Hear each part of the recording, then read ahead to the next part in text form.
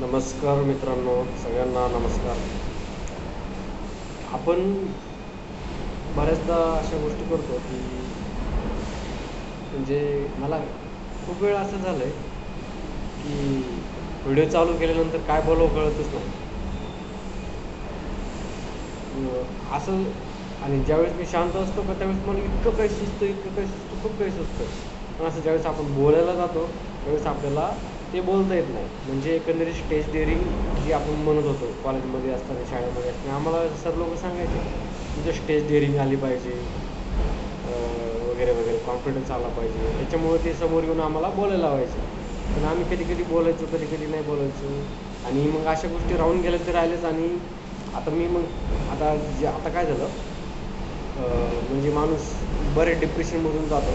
परंतु कसं असतं ना, की माणसाला एक सवय असते माणूस वर्गाला.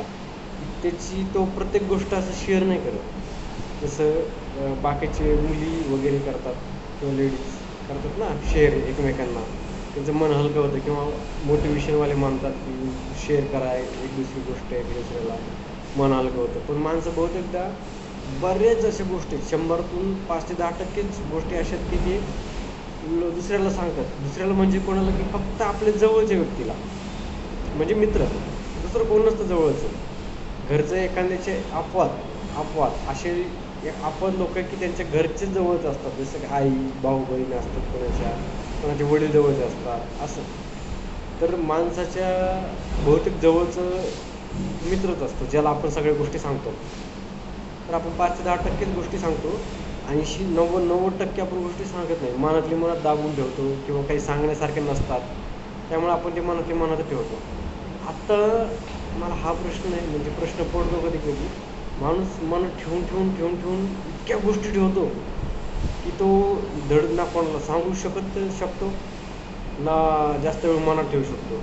कारण की कसं आहे, आपला आता कलियुग चालू आहे. त्याच्यामुळं बऱ्याच गोष्टी आपल्याला प्युअर गावरान भेटत नाही. हायब्रिड खातो आपण सगळं. त्यामुळे आपल्या शरीर मध्ये पण बऱ्याच गोष्टी चेंजेस झालेल्या आहेत आणि त्यामुळे पण आपल्या शरीरावरती दाब येतो आणि आपण ज्या गोष्टी लोकांना सांगत नाहीत किंवा शेअर करत नाही जवळच्यांना, त्याचा पण दाब आपल्या मनावर, बुद्धीवर येतो, शरीरावर पण येतो.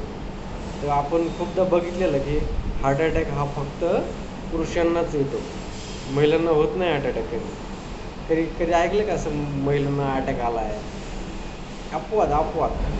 पण मॅक्स नंबर हा पुरुषांचाच लागतो अटॅकमध्ये.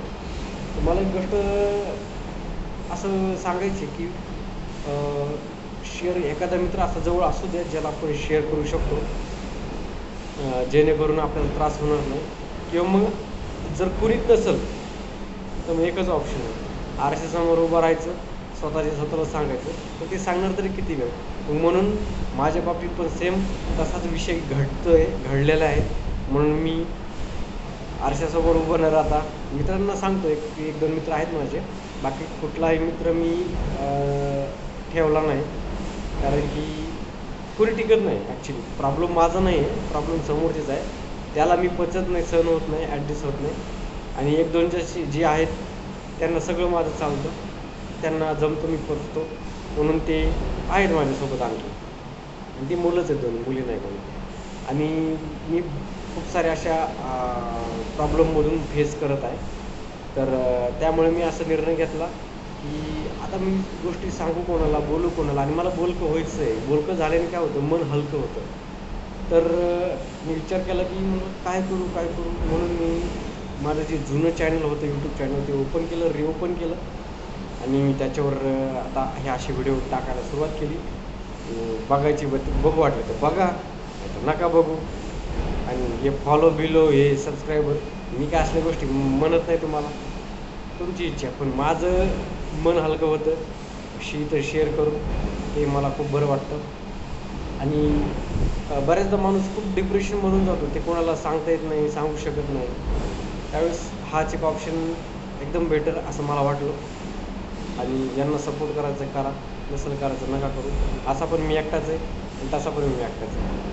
ओके, धन्यवाद बघितल्याबद्दल, ऐकल्याबद्दल, तुम्हाला सहन केल्याबद्दल. आभार. आता रात्रीचे किती वाजलेत?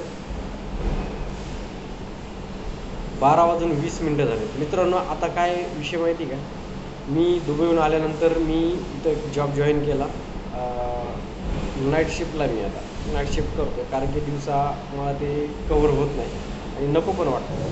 कारण की दिवसा बरेच प्रॉब्लेम असतात, ऊन असतं आणि बरेच लोक असतात. ते मला एकटं राहायची सवय लागली ॲक्च्युली, आणि मला इथं नाईट भेटली, खूप बरं झालं.